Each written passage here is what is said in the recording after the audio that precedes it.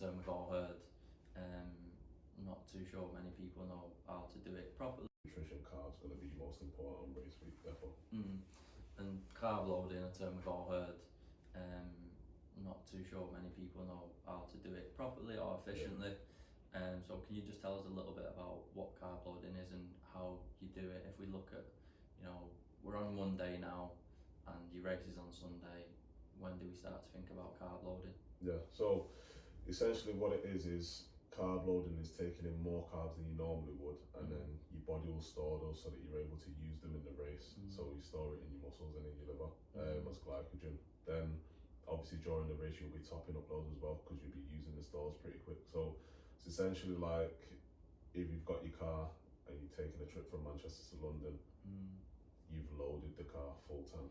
You probably might have to stop on the way anyway to top it up, but you've not tried to go to London on a tenner's worth of fuel, because you know that you probably get to Liverpool and break down, or wherever you end up.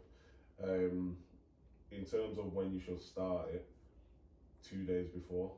So 2 days before you'll start looking at, if you're doing a full marathon, quite heavy, so 10 to 12 grams per kilo body weight. So let's say 70 kilos, you're looking at like 700 to 840 gram of carbs, which sounds ridiculous, but if you try to get that through just your typical sources, so rice, pastas, potatoes, which is your healthy or your clean sources, it's probably not achievable. You want to add some fluids in there, so you might be looking at fruit juice, which is good because really dense in carbs and it's a fluid, so you don't feel like it's filled you up, but also slightly different type of carbs, so fructose, which is stored more in the liver, so that way you're topping up both of your tanks rather than just I'm taking in all this glucose which is going into my muscles and then I'm starting to feel a bit sick and I've not topped this one up, which is like a little backup reserve.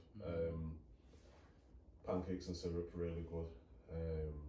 Waffles, squares, bars, all the stuff that people tell you probably shouldn't eat. Jelly babies, jelly beans. You basically want, when you're carb loading, stuff that's really dense in carbs but low volume.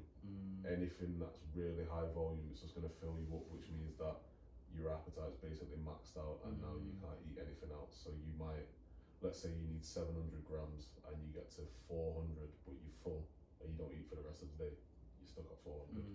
If you get to 300 and you're like, oh, I can still eat loads more, and you're only eating low volume stuff, you'll get to that 700 pretty easy, and then the next day you can do that. And then it then becomes on race day kind of what time you're setting off and how you react to certain things, how you top it up at that point. But the bulk of it's going to be done, so if it's Sunday, Friday and Saturday. Wow, that's a lot. Yeah. A question regarding that, because people will probably not understand that they have to eat this amount of carbs 2 days prior, they probably don't do that natural. Obviously they're not going to do it naturally, but not even near close to that amount of food. Do you think they should, make sure they're fueling correctly leading up to the marathon, which i.e. eating enough foods, so when it comes to the 2 days before, they can actually manage that, they're not going to cause them too much discomfort? Does that make sense? Yeah, so it's essentially another way of training the gut. So what I'd say is as you're training, you kind of up your distances anyway. As you're training, you kind of up your distances anyway, so once you get into those higher distances, probably trial your loading as well. The same way that you're going to trial your race strategy, you want to trial your loading, because similarly, it might be you have pancakes and you never had them before, and then the following day it's like, right, my stomach's gone now, and you've messed up your whole race week based on the fact that you've tried something that you never tried in the first place. So you probably want to try it 2 or 3 times. You don't want to try it loads because it is intense, but you want to have an idea that, right, my body can handle this, even if you do like a 3/4 load and you go, right, I've only got to top it up a little bit extra, which I can do with fluids. You know that you're there or thereabouts. But yeah, just to kind of understand the way that you can get it in, because otherwise a lot of people, if you tell them the number, they'll think, I'm not going to get anywhere near that, because when I'm on my fitness pal, normally in the day I'm getting 150 gram of carbs or whatever, and now I'm looking at getting 6 times that, 5 times that.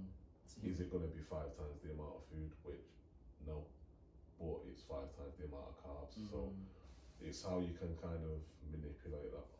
So it's starting with the end in mind, really, isn't it? Yeah. So look doing a marathon, this is the strategy I'm going to use, I'm going to need a carb load, these are the types of food I'm going to need, right, let's try and incorporate that throughout my plan. So when it comes to it, you know, I'm not looking at 700 gram of carbs and thinking, no way can I eat this.